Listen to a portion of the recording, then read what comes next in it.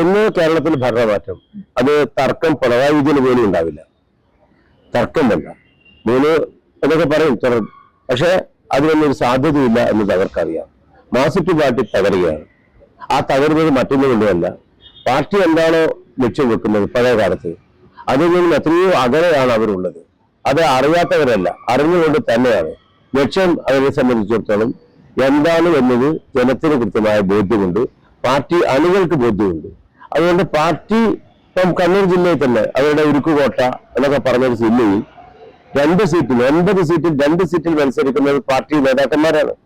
റിബലായിട്ട് മത്സരിക്കാൻ പാർട്ടിയെ എതിർത്ത്, അതും ജില്ലയിലെ ഏറ്റവും സീനിയറായ ഏറ്റവും ഉന്നതനായ ഒരു നേതാവ് പാർട്ടി വിട്ട് പുറത്തിറങ്ങി ഈ അനീതിക്കെതിരെയാണ് ഞാൻ മത്സരിക്കുന്നത് എന്ന് പറഞ്ഞ് തളിപ്പറമ്പിൽ മത്സരിക്കുകയാണ്. അപ്പൊ അതുപോലെ പയ്യന്നൂരിൽ ഇവരൊക്കെ മുന്നോട്ട് വെക്കുന്ന വേണ്ടാണ് ഒരു സീറ്റിനോ അല്ലെങ്കിൽ മറ്റൊരു കാര്യത്തിലല്ല.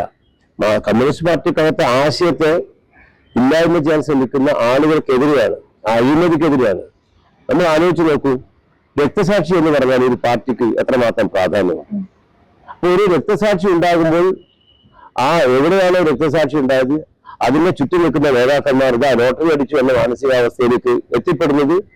അതിന്റെ കാരണം നമ്മൾ അന്വേഷിച്ചാൽ മതി. എറണാകുളത്ത് ശ്രീ അഭിമന്യു കേരളത്തിൽ SFI നേതാക്കന്മാർ ഊറ്റം കൊണ്ട രക്തസാക്ഷിയാണ്. പക്ഷെ ആ രക്തസാക്ഷിക്ക് വേണ്ടി പിരിച്ച പണം, ആ പണത്തിൽ നിന്റെ 6 തുക മാത്രമാണ് ആ കുടുംബത്തിന് വേണ്ടി ചെലവഴിച്ചത്. അപ്പൊ രക്തസാക്ഷി മരിക്കുന്നില്ല എന്നൊക്കെ മുദ്രാവാക്യം വിളിക്കുമ്പോൾ അവർക്ക് വേണ്ടി ആവേശപൂർവ്വം മുദ്രാവാക്യം വിളിച്ചാൽ മാത്രം പോരാ, അതിന് നീതി പുലർത്തണം ആ കുടുംബത്തോട്. ബാക്കി പണം എങ്ങോട്ട് പോയെന്ന് ആരും പറയും. ആവേശം വലിയ വിവാദമായിട്ടില്ല.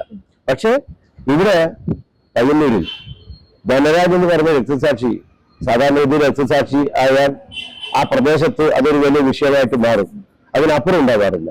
പക്ഷെ ധനരാജ് ജില്ലയിലെ എല്ലാ കോണിലും ധനരാജിന്റെ ഫോട്ടോ വെച്ച് ആരാധിക്കുന്ന അണികൾ ആ പാർട്ടിക്കകത്തുണ്ട്. പക്ഷെ അവരെയൊക്കെ കബളിപ്പിക്കാൻ വേണ്ടി 1.25 കോടി രൂപ പിരിച്ചിട്ട് കേവലം 35-40 ലക്ഷത്തിൽ തരം രൂപ മാത്രം ആ കുടുംബവുമായി ബന്ധപ്പെട്ട് ചെലവഴിച്ച ബാക്കി പണത്തിന്റെ കണക്ക് പോലും ഹാജരാക്കിയിട്ടില്ല എന്ന് പറയുമ്പോൾ സാധാരണഗതിയിൽ ഇത്തരം ആളുകളെ വിളിക്കേണ്ടത് ശവന്തീരുകളെന്നാണ്. അപ്പൊ അതാണ് നമ്മൾ കാണേണ്ടത്. അത് ചോദ്യം ചെയ്തിട്ട് പാർട്ടി സെക്രട്ടറി എന്നാ പറഞ്ഞത് കണക്ക് കൊടുക്കും, കണക്ക് അവതരിപ്പിക്കും, ഒന്നും നടന്നില്ല. ജില്ലാ സെക്രട്ടറി പറഞ്ഞു, ഒന്നും പറഞ്ഞു. ഇപ്പോഴും ആ കണക്ക് അവതരിപ്പിച്ചിട്ടില്ല. ആ പാർട്ടി ആ പ്രദേശത്ത് പാർട്ടിയുടെ അണികൾ എന്ത് ചെയ്യും? അപ്പൊ നമ്മൾ ആലോചിക്കുക, ഭരണമാറ്റം എന്നത് നമ്മൾ ആഗ്രഹിക്കുന്നത് ജനങ്ങളാണ്. അതുപോലെ തന്നെ എല്ലാ തരങ്ങളിലും മാറ്റം ആഗ്രഹിക്കുന്നു. കേരളത്തിൽ ഭരണമാറ്റം ഉണ്ടാകും. ആ ഭരണമാറ്റം ഉണ്ടാകുമ്പോൾ ആ ഭരണത്തിനൊപ്പം കൈപൊക്കാൻ അതിനാവശ്യമായ പിന്തുണ നൽകാൻ കണ്ണൂർ മുന്നൂർ MLA ഉണ്ടാകും.